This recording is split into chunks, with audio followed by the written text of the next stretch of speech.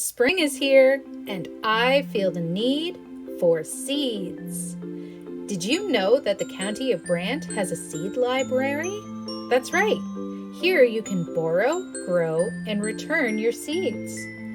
Check them out in the spring, grow your seeds in the summer, and then save your seeds in the fall and bring them back to the library so we can start it all again in the following year. In any given year, we have around 90 varieties of seeds available to all of our patrons. And that's not all. In our catalog, you'll also find gardening tools available for adults as well as kids. The children's set contains cultivators, trowels, as well as a weeding fork and a weeder.